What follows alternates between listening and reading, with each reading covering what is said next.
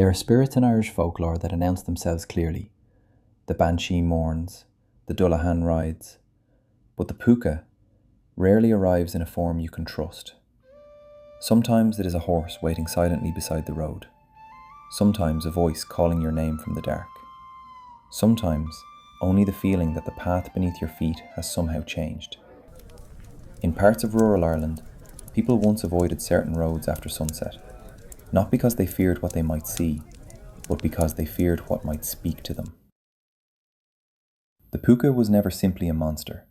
It was something far stranger, a spirit of uncertainty, of temptation, of roads that do not lead where they should.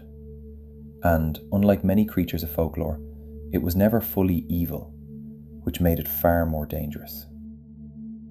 Today, the Púca is often reduced to a Halloween creature, a goblin, a trickster, a strange black horse from old Irish stories. But the real folklore paints something much more unsettling. Because the Púca was not feared in the way people fear monsters. It was feared the way people fear storms, dark roads, or the moment they realize they are no longer certain where they are. The Púca belonged to lonely places, bog roads, stone fields, crossroads, hillsides after dark, places where the world felt unfinished. And in old Ireland, those places were everywhere. The Púca was a shapeshifter. Most commonly, it appeared as a black horse, but stories also describe a goat, a hare, a dog, a man with animal features, a figure with glowing eyes standing beside roads at night. What mattered was never the exact shape. What mattered was the feeling that something was wrong, that the thing before you was watching too carefully, listening too closely, waiting. In many stories, the Púca speaks, not like a demon, not like a ghost, like a person, calm, polite, sometimes even charming. And this is what separates the Púca from many other spirits in folklore. It does not simply attack, it invites. A ride home, a shortcut, a conversation, a path through the fog. The danger is rarely immediate. The danger comes from agreeing. In rural Irish folklore, there are countless variations of the same kind of story. A traveller walking home late at night, a quiet road, a strange horse waiting by a gate, and then an offer. Sometimes the traveller climbs onto the horse willingly. Sometimes they realise too late that they are no longer in control. The horse begins to move. Faster. Faster. Fields blur into darkness. Roads twist unnaturally. Villages disappear. And by the time the traveller returns home, something has changed. Not always physically, but inwardly, as though part of them never fully came back. In some versions, the Púca throws its riders into rivers. In others, it leaves them unharmed at their own doorstep. And occasionally, it helps them. This inconsistency mattered, because Irish folklore did not always divide spirits into good and evil. Some things were simply unpredictable, like weather, like fate, like people. The Púca belonged to this older understanding of the world. Not a devil, not a protector, a force. To understand the Púca, you have to understand rural Ireland. For much of Irish history, travel after dark was genuinely dangerous. Roads were unlit, fields stretched endlessly. Fog could swallow entire landscapes, and many villages existed in deep isolation. A wrong turn at night could become fatal, especially during winter. So folklore gave those fears a shape, not always to explain them, but to live beside them. The Púca became the personality people gave to uncertainty itself. The feeling of hearing movement in a field beside you, seeing an animal standing perfectly still in the dark, realizing the road ahead no longer looks familiar, or sensing for one brief moment that something is watching from beyond the hedgerows. Unlike the Dullahan, the Púca does not represent certainty. The Dullahan arrives with purpose. The Púca wanders.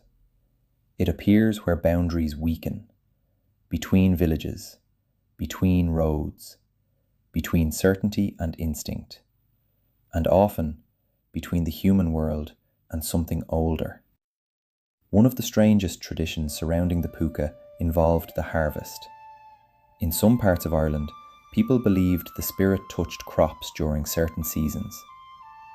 Any berries or crops left behind after harvest were sometimes called the Púca's share. Not cursed, claimed. This detail says something important about the spirit.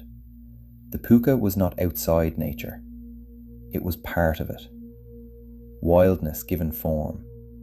The reminder that no matter how much land humans cultivate, something untamed still remains beneath it.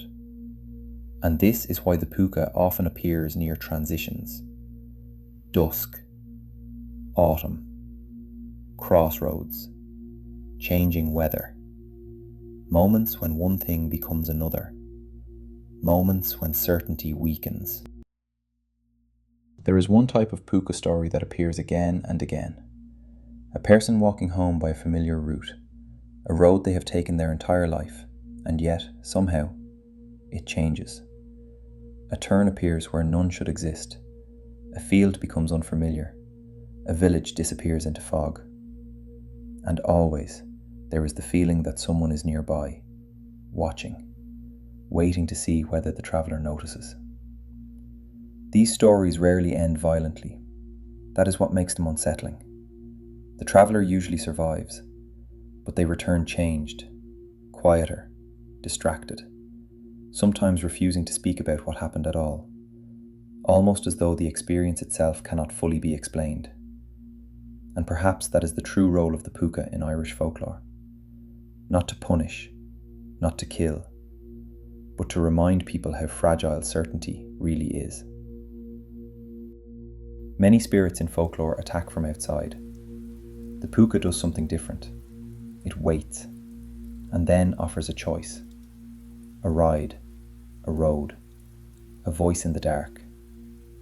The traveller always participates, even if only for a moment.